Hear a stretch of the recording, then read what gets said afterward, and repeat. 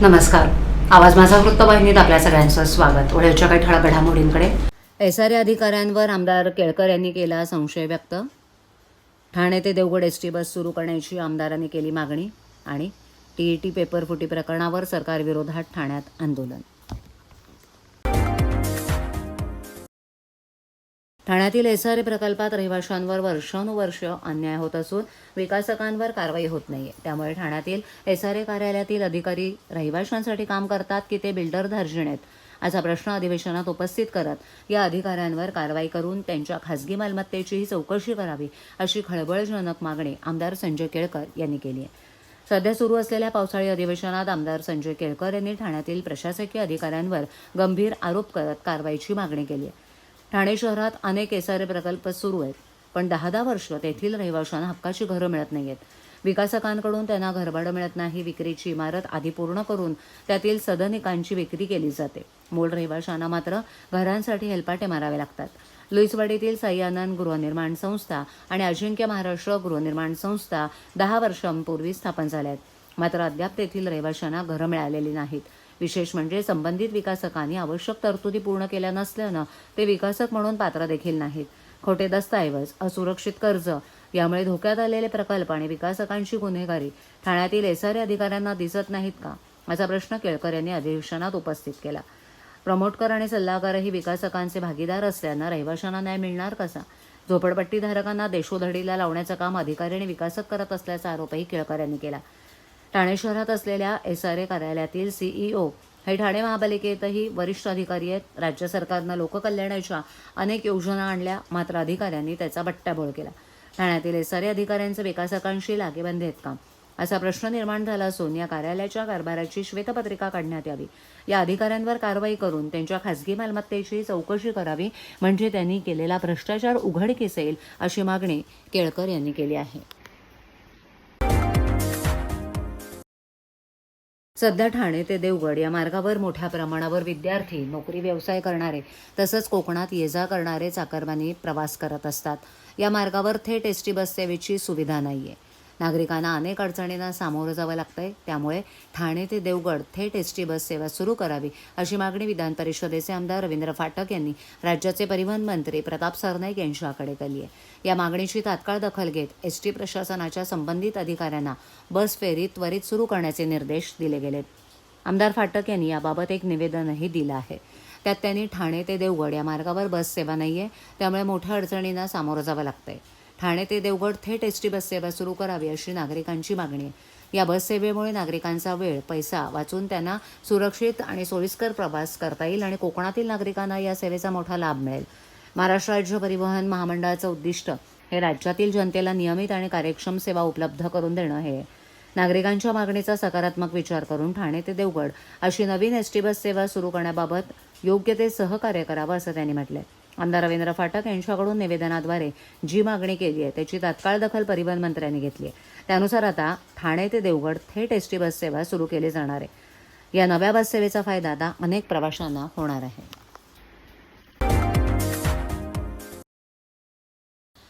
TET पेपरफुटी प्रकरणाच्या निषेधार्थ ठाण्यात अखिल भारतीय विद्यार्थी परिषदेकडून आंदोलन करण्यात आलं. शासकीय विश्रामगृहाबाहेर झालेल्या या आंदोलनात पेपरफुटीमागील दोषींवर कठोर कारवाई करण्याची मागणी करण्यात आली. वारंवार होणाऱ्या पेपरफुटीच्या घटनांमुळे विद्यार्थ्यांच्या भवितव्याशी खेळ सुरू असल्याचा आरोपही त्यांनी केला. टीईटी पेपरफुटी प्रकरणावरून ठाण्यात अखिल भारतीय विद्यार्थी परिषद आक्रमक झाली आहे. शासकीय विश्रामगृहाबाहेर आंदोलन करत विद्यार्थ्यांनी सरकारविरोधात घोषणाबाजी केली. वारंवार पेपरफुटीच्या घटना घडत असल्यानं सरकारनं प्रभावी धोरण राबवून परीक्षा प्रक्रिया पारदर्शक करावी, अशी मागणी आंदोलकांनी केली. तसंच पेपरफुटीमागे असलेल्या सर्व संबंधितांचा शोध घेऊन त्यांच्यावर तातडीनं गुन्हे दाखल करावेत, अशी मागणी विद्यार्थ्यांनी जिल्हाधिकाऱ्यांना निवेदनाद्वारे केली आहे. सर्वांना नमस्कार. शांतनू बिरोजे, प्रदेश सहमंत्री, अखिल भारतीय विद्यार्थी परिषद. आपण पाहतोय महाराष्ट्रामध्ये वेगवेगळ्या घटना दररोजच घडत आहेत आणि शिक्षण क्षेत्राला हादरा बसवणाऱ्या घटना त्यांमध्ये वैशिष्ट्यानं घडत आहेत. स्पेसिफिकली आपण नीट पेपर लीकची चर्चा करत होतो. आपण मुंबई विद्यापीठाच्या TY BComच्या परीक्षा फुटीचे, प्रश्नपत्रिका फुटीची चर्चा करत होतो. परंतु आपल्याच ठाणे जिल्ह्यामध्ये भिवंडीमध्ये TETच्या परीक्षा फुटल्या. आजवर विद्यार्थ्यांची परीक्षा फुटायच्या, आता परीक्षा सेट करणाऱ्यांच्या सुद्धा प्रश्नपत्रिका फुटत आहेत. आणि या सगळ्याच्या आडानं काही राष्ट्रविघातक घटक या सगळ्याला नाचवण्याचं, परीक्षा पद्धतीला विद्यार्थी शिक्षण प्रक्रियेला नाचवण्याचे सुद्धा प्रयत्न करतायत का, अशी चिंता अखिल भारतीय विद्यार्थी परिषदेला वाटली आणि म्हणून विद्यार्थी परिषदेनं आज ठाण्यामध्ये अखिल भारतीय विद्यार्थी परिषद म्हणून निषेध निदर्शनं केली. येत्या काळामध्ये ह्या पेपर फुटीच्यासारखे प्रकरणं परत उपजणार नाहीत आणि त्या सर्वांसोबतच दोषी घटकांवर, व्यवस्थांवर कडक फौजदारी गुन्हे दाखल व्हावेत, कारवाई व्हावी आणि सगळ्यात महत्त्वाचं या परीक्षार्थींना लवकरात लवकर पुन्हा फेरपरीक्षांच्या तारखा डिक्लेअर व्हाव्यात आणि ह्या प्रकारांची पुनरावृत्ती होऊ नये म्हणून शाश्वत उपाययोजना शासनाकडनं, व्यवस्थांकडनं राबविल्या जाव्यात. त्यासाठी विद्यार्थी परिषद म्हणून योग्य ते, अपेक्षित ते सर्व सहकारी विद्यार्थी परिषदसुद्धा करायला तयार आहे, असं हमी देणारं आणि आपल्या भावना व्यक्त करणारं, विद्यार्थ्यांचा आक्रोश व्यक्त करणारे निषेध निदर्शनं आज विद्यार्थी परिषदेच्या माध्यमातून ठाण्यामध्ये झाली. विद्यार्थी परिषदेच्या कार्यकर्त्यांनी केलं. आपलं नाव? शांतनु बिरोजे, प्रदेश सहमंत्री, अखिल भारतीय विद्यार्थी परिषद. ठाणे जिल्ह्यातील आणि सर्वोच्च न्यायालयात प्रलंबित असलेल्या प्रकरणातील पक्षकारांसाठी एक महत्त्वाची बातमी आहे. सर्वोच्च न्यायालयाच्या समाधान समारोह 2024 अंतर्गत 21, 22 आणि 23 ऑगस्ट रोजी विशेष लोक अदालतीचं आयोजन करण्यात आले. या उपक्रमात सहभागी होण्याचं आवाहन जिल्हा विधी सेवा प्राधिकरणानं केलं आहे. प्रमुख जिल्हा आणि सत्र न्यायाधीश तथा अध्यक्ष जिल्हा विधी सेवा प्राधिकरण ठाणे RD सावंत यांच्या आदेशानुसार सर्वोच्च न्यायालयात प्रलंबित असलेल्या प्रकरणातील संबंधित पक्षकारांना तडजोडीची संधी उपलब्ध करून देण्यात येणार आहे. यासाठी जिल्हा विधी सेवा प्राधिकरणामार्फत संबंधित पक्षकारांना नोटिसा पाठवण्यात आल्या असून तडजोडीपूर्व चर्चा करण्यासाठी ठाण्यातील न्यायसेवा सदन इमारतीमध्ये प्रत्यक्ष किंवा ऑनलाईन माध्यमातून संपर्क साधण्याचं आवाहन केलंय. या उपक्रमामुळे परस्पर सामंजस्यानं वाद मिटवून प्रकरणं जलद गतीनं निकाली काढण्यास मदत होणार असल्याचं जिल्हा विधी सेवा प्राधिकरणाचे सचिव RS पाजणकर यांनी सांगितलं. त्यामुळे सर्वोच्च न्यायालयात प्रलंबित असलेल्या ठाणे जिल्ह्यासह इतर जिल्ह्यातील संबंधित पक्षकारांनी समाधान समारोह 2024चा विशेष लोक अदालतीमध्ये लाभ घ्यावा असं आवाहन करण्यात आलंय. कायदेशीर वाद सामंजस्यानं आणि कमी वेळेत निकाली काढण्याच्या उद्देशानं आयोजित करण्यात आलेल्या या विशेष लोक अदालतीत संबंधित पक्षकारांनी मोठ्या संख्येनं सहभागी व्हावं असं आवाहन प्रशासनाकडून करण्यात आलं आहे. 21, 22 आणि 23 ऑगस्टला मान्य सर्वोच्च न्यायालयात समाधान समारोह या नावाने विशेष लोक अदालत आयोजित केले आहे. या लोक अदालतमध्ये मान्य सर्वोच्च न्यायालयात प्रलंबित ज्या पिटिशन आहे त्यामधील पिटिशनर आणि रिस्पॉन्डंट यांना नोटीस काढून आपण इथे बोलावून घेतो आणि त्यांना प्री सिटिंग घेऊन मीडिएटरच्या माध्यमातून त्यांना लोक न्यायालयामध्ये त्यांच्या केसेस ठेवण्यासाठी आणि सेटलमेंट करण्यासाठी आपण त्यांना तयार करतो आणि जर त्यांनी संमती दिली आणि लोक अदालतमध्ये त्यांची प्रकरणं निकाली काढण्यास त्यांनी इच्छा दर्शवली तर आपण त्याप्रमाणे त्यांचं कन्सेंट फॉर्म आणि सेटलमेंट फॉर्म भरून ते माननीय हायकोर्टाला पाठवतो आणि माननीय हायकोर्ट ते प्रकरणे सर्वोच्च न्यायालयाला पाठवते आणि 21, 22 आणि 23 ऑगस्टला ज्या पिटिशनरनी आणि रिस्पॉन्डंटनी संमती दिली आहे लोक न्यायालयात प्रकरणं ठेवण्याची त्यांना आभासी पद्धतीने इथून आपण माननीय सर्वोच्च न्यायालयाशी कनेक्ट करून देऊ आणि ते कन्फर्म केलं जाईल की त्यांनी खरंच संमती दिली आहे, नाही दिली आहे आणि त्यानंतर ते प्रकरणे निकाली काढण्यात येतील. तर या संदर्भात मी सर्वांना विनंती करतो की त्यांनी आपापली प्रकरणे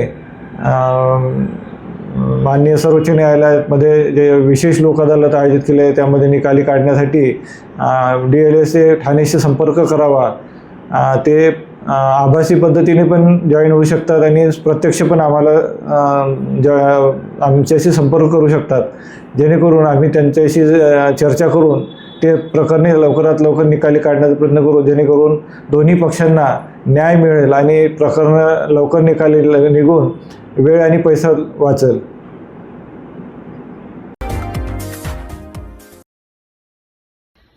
महाराष्ट्र राज्य परीक्षा परिषदेमार्फत रविवारी राज्यभर आयोजित करण्यात आलेली शिक्षक पात्रता परीक्षेचा पेपर भिवंडीत फुटल्यानं ती पुढे ढकलण्याचा निर्णय घेण्यात आला असून या पेपर फुटीवर आता राष्ट्रवादी काँग्रेस शरद पवारचे आमदार जितेंद्र आव्हाड यांनी प्रतिक्रिया दिली आहे. महाराष्ट्रात नवीन काही राहिलेलं नाही, आमदार खासदार फुटतात आणि परीक्षेचे पेपरही फुटतात अशी उपरोधिक टीका त्यांनी सरकारवर करत संताप व्यक्त केला. महाराष्ट्र राज्य परीक्षा परिषदेमार्फत रविवारी 28 जून रोजी राज्यभर शिक्षक पात्रता परीक्षा आयोजित करण्यात आली होती. मात्र भिवंडी इथे प्रश्नपत्रिकेबाबत गोपनीय माहितीच्या आधारे पोलिसांनी केलेल्या कारवाईत टीईटी प्रश्नपत्रिकेतील काही प्रश्न संशयितांकडे आढळलेल्या प्रश्नांशी जुळत असल्याचं प्राथमिक तपासात समोर आलं. या परीक्षेचा पेपर फुटल्यामुळे ती पुढे ढकलण्याचा निर्णय घेण्यात आला. त्यामुळे हजारो उमेदवारांना मोठा त्रास सहन करावा लागणार आहे. या प्रकरणी भिवंडी पोलीस ठाण्यात गुन्हा दाखल करण्यात आला असून संपूर्ण प्रकरणाचा तपास सुरू आहे. नीट परीक्षेचा पेपर फुटीचं प्रकरण काही दिवसांपूर्वी गाजलं होतं. त्यापाठोपाठ आता टीईटी परीक्षा पेपर फुटीचं प्रकरण उघडकीस आलं असून त्यावर राष्ट्रवादी काँग्रेसचे आमदार जितेंद्र आव्हाड यांनी पत्रकारांशी बोलताना प्रतिक्रिया दिली. यावेळेला त्यांनी राज्यातील विविध पेपर फुटी प्रकरणं, डमी उमेदवार प्रकरणं आणि सत्ताधारी पक्षाच्या राजकारणावर जोरदार टीका केली. महाराष्ट्रात आता फुटण्याचीच परंपरा निर्माण झाली असून त्यात नवीन काही राहिलेलं नाही. आमदार फुटतात, खासदार फुटतात, परीक्षेचे पेपर फुटतात असा उपरोधिक टीका त्यांनी केली आहे.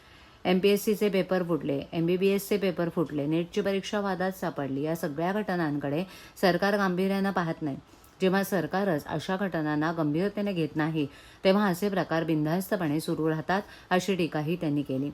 सरकारला गांभीर्यानं काही घ्यायचं नाही. आम्ही पुन्हा निवडून येणारच आहोत हे त्यांना माहिती आहे. मशीन आमच्याचकडे आहे, पोलीस आमच्याचकडे आहेत आणि निवडणूक यंत्रणांवर आमचं नियंत्रण आहे. त्यामुळे पेपर फुटला काय किंवा परीक्षेला डमी उमेदवार बसला काय त्याचा सरकारला काहीही फरक पडत नाही. आम्हाला केवळ सत्ता आणि सत्तेतून मिळणारा पैसा हवाय अशी सरकारची मानसिकता दिसून येत असल्याचा आरोपही त्यांनी यावेळेला केला.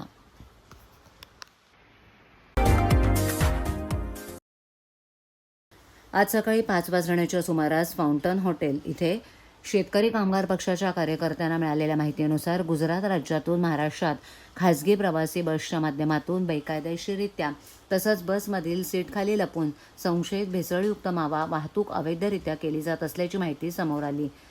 माहितीची दखल घेत FDA अधिकाऱ्यांनी तातडीनं कारवाई करत फाउंटन हॉटेल परिसरात संबंधित खासगी बसची तपासणी केली असता अंदाजे 2 ते 3 टन संशयित भेसळयुक्त मावा जप्त करण्यात आला असून पुढील कायदेशीर कारवाई FDA मार्फत करण्यात येणार आहे. महाराष्ट्रातील नागरिकांच्या आरोग्याशी खेळ करणाऱ्या भेसळयुक्त अन्नपदार्थांचा अवैध वाहतूक आणि विक्री विरोधात शेतकरी कामगार पक्ष सातत्यानं जागरूक असून अशा प्रकारच्या कोणत्याही बेकायदेशीर कृत्याची माहिती संबंधित यंत्रणेला देऊन त्याचा पाठपुरावा करत आहोत. नागरिकांनी अशा प्रकारची कोणतीही संशयास्पद माहिती आढळल्यास संबंधित प्रशासनाला त्वरित कळवावं असं आवाहन करण्यात आले.